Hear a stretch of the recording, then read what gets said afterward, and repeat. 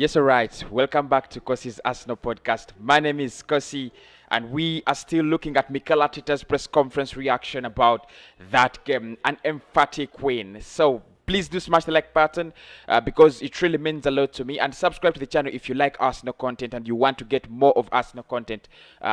Consider subscribing to this channel because more and more news, more and more transfer updates, more and more things around Arsenal are going to be coming your way. This one, we're going to be looking at Mikel Arteta's press conference and see what exactly did he talk about. Why did he put off Thomas Partey? That is what actually frightened me because I thought he might have been injured. We're going to dive into that. Was it a technical, tactical decision to put off Thomas Partey? Was it an injury issue? We're going to see that. So people, please do help me smash the like button. And of course, hello everybody, this is the channel where you'll get all your Arsenal news and updates. Yesterday, before we go down to Mikel Arteta's press conference, I want to thank all the players. Yesterday, I think I was going into shock. I was going into a depression if we had lost that one. But all the players did what they had to do, did what they could do, and finally we got that victory. So Arteta was speaking to the media, of course, after the game, and let us see most of the words and questions he was asked by the journalists in there. First and foremost, he was asked whether he was happy with the performance, and his reply, of course, as you would expect, is an easy one. Of course, he was happy with the performance, and because said no, because I want to be much more ruthless, because as a team I don't want to give anything to the opponents. The opponents are good enough by themselves to create problems, to create situations, to change organizational structures, individual quality they have in this competition. So I want to give zero to the opponents, and whatever we do, we have to be on it so much. So I would like the opponent to do the same.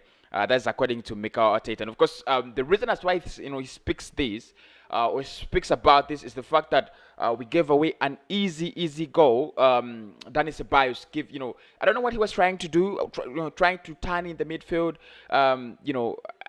Look. That was ridiculous. The way we gave away that equalizer, it was so ridiculous. And of course, Mikel Arteta says, "No, I don't feel comfortable. I don't feel so happy after losing that game, after losing that equalizer." It says we have to be more ruthless. We have to stop stupid mistakes. And I said it in the match, in the match reaction.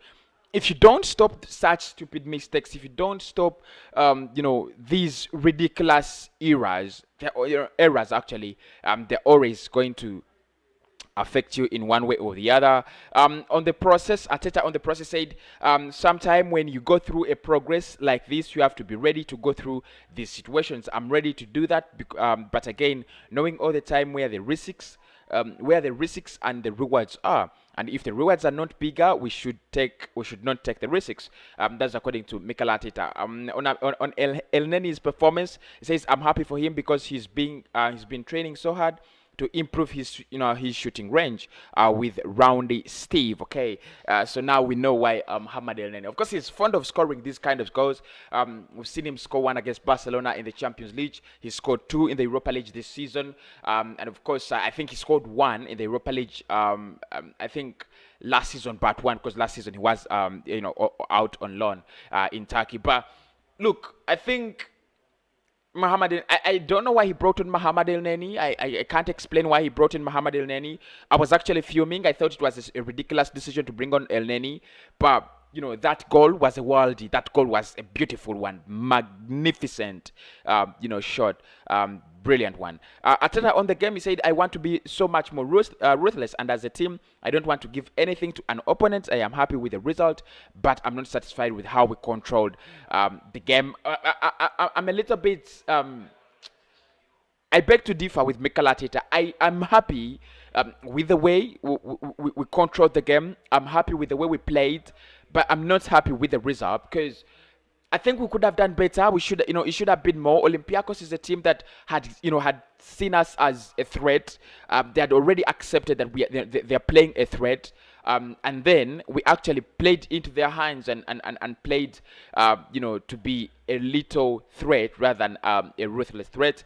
Odegaard, to beat his sport, said, I think it shows the spirit in the team, the way we back each other. When one player makes a mistake, you have to strike back, and that's what we did. Of course, still speaking, says, I felt at home here since the first day. I'm happy to be here and I'm pleased to be a part of the team. Of course, that really speaks much to the fact whether he will stay at the club, because I think why Mikel Arteta is giving him a lot of chances and a lot of football ahead of Emile Smith Rowe. I think it is to convince him to stay at the Emirates Stadium. Otherwise, there would not be, there wouldn't be any reason as why ESR sits onto the bench and Martin Odegaard starts. So I think Arteta is trying to play nice, play cool. Try to get Martin Odegaard to feel at home, and then in the final decision, he could actually be a little bit favorable to Arsenal. On whether Partey sub was because of his an injury, and he said no. It was because of a tactical decision. Look, I thought it was an injury because I thought we needed Thomas Partey and Granit Xhaka in that midfield to control the game with Martin Odegaard. And I thought with Odegaard, Partey, and Xhaka, we controlled the game. We had the ball all the time, and we could do wherever we wanted. Of course, the goals we scored were a little bit of beautiful goals, but I think the last goal, it's the second goal we scored, was a created goal, and I think the more we pressed, the more we pressed, the more our midfield looked a little bit better. When he took off Thomas Partey and brought on Dani Ceballos, we conceded with below a minute, and I was actually fuming. But he says it wasn't an injury, and I think Partey didn't have a very good game, of course. But I thought he helped us, man that midfield. Odegaard on the comeback, he said it shows the spirit in the team and the way we back each other. One player makes a mistake and then we react. That is what it's about. That's what it's about, being a team. When one player makes a mistake, you have to strike back as a team, and that is what we did today. So that is the press conference, and that is my reaction to the press conference, of course. But much of the things that happened in this press conference, for me, of course, they are not new. I expected them. Of course, I did expect things like why did Gabriel Martinelli play? Because I thought this was a game for a player like Gabriel Martinelli, not because he is the best player on the wings, on the flanks, but I thought we needed more direct players. We needed more ruthless players. Like Arteta says, we needed to be more ruthless. And I thought this is a chance for Gabriel Martinelli, because for Martinelli, give him 2 chances and it's going to be on target at least once. And that is why I like, why I like him, and that's what I like about him. But of course, he didn't get the chance. Probably he will get the chance next time. Thank you for joining me this early morning. That is Mikel Arteta's press conference. Arsenal 3, Olympiakos 1. We finish off this in the next week, Thursday, when we talk on Olympiakos at the Emirates Stadium. Of course, we are striking to the quarterfinals, where I think we might draw against AC Milan or Manchester United or Tottenham Hotspur. And of course, those are going to be very crazy fixtures in there. But as long as we go past the quarterfinals, it's going to be a little bit more intense. And I hope actually we can make it to the semi-finals and the finals and win the Europa League. Can we win the Europa League? That's a question I'll leave for you for now. And I'll say my answer is still very negative, and I'm still on the wall. I don't think we can win the Europa League, but Mikel Arteta is very good at knockout stages, and we are seeing him.